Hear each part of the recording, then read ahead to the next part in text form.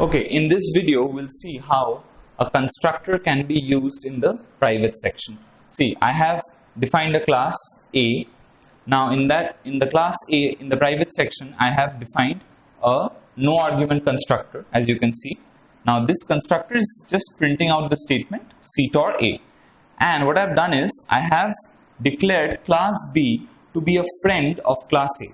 So what does this mean? This means that class B, members of class B can access private members of class A. That is what you mean by a friend class. Now coming to class B, in the public section, I have defined a constructor B. Now in constructor B, see what am I doing? I am creating an object of class A1. See, I am creating an object of class A1.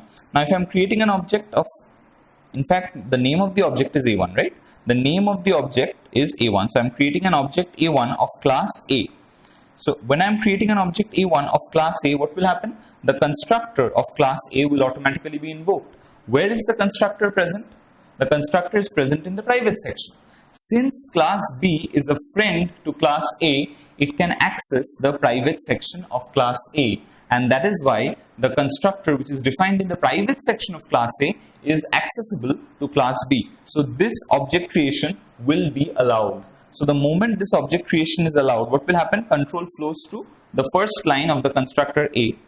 The control will flow to the first line of constructor A, that means at this point. And what will it print? It will print CTOR A. So in the output, I'll get CTOR A.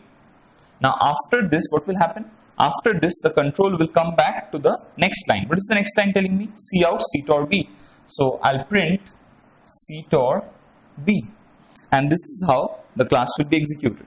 So how did this happen? I invoked this object, right? The moment I created an object, see, I have created an object B1 of class B. Because of this, the control comes to the first line of the constructor B. The creation of object B1 of class B will automatically invoke the constructor of class B. And the constructor of class B is written here. So the first line is creating an object A1 of class A.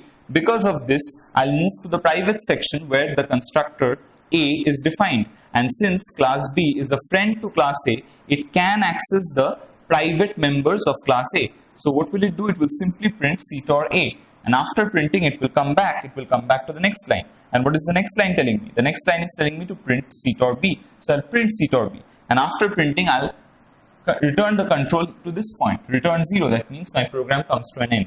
And this is the final output. Now you may ask that what will happen if I comment out this line. So if I comment out this line, what will happen? Class B no longer is a friend to class A. And since class B is no longer a friend to class A, it cannot access its private members. So a statement like this,